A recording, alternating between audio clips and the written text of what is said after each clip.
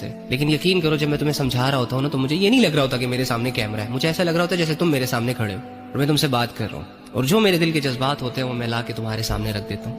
اس لیے خواہش ہے کہ جب تک زندہ ہوں اپنے بھائیوں کو اور اپنی بہنوں کو ان راستوں سے روکوں کہ جن راستوں پر چل کر میں نے اپنا بہت سارا نقصان کیا. حالانکہ سوچ یہی تھی کہ اس سے بہت کچھ آتا ہے لیکن کچھ نہیں آتا.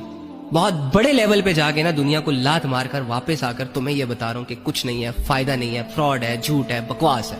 اور اتنے یقین سے تمہیں کہہ رہا ہوں کہ خدا کی قسم اللہ سچ کہہ رہا ہے, سچ کہہ رہا ہے, سچ کہہ رہا ہے, کیونکہ وہ جھوٹ سے پاک ہے. وَمَا الْحَيَاةُ الدُّنْيَا إِلَّا مَتَاعُ الْغُرُورِ. یہ دنیا کی زندگی دھوکے کے سوا کچھ بھی نہیں ہے.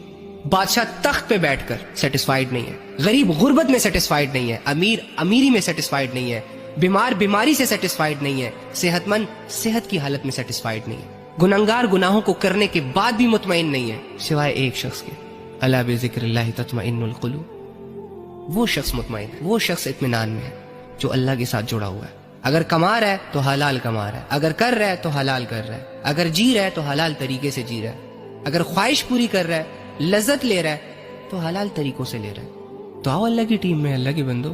دروازے بند تو نہیں ہوئے. تم سے بڑے بڑے گنہگار اللہ رب العزت کے در پر آ کر خود کو ٹھیک کر کے پرسکون اور مزے کی زندگی جی رہے, اپنے دل کو مطمئن کر چکے ہیں. تم تو بہت چھوٹے لیول کے گنہگار ہو. تم سے کیا ہی گناہ ہوئے ہوں گے کہ جس طرح ایک چھوٹے کو چھوٹا زخم بھی گہرا درد دیتا ہے, اسی طرح تم بھی چھوٹے لیول کے گنہگار ہو, لیکن تمہیں یہ چھوٹے گناہ بھی, یہ گناہ تمہیں اچھا خاصا ڈیمیج کر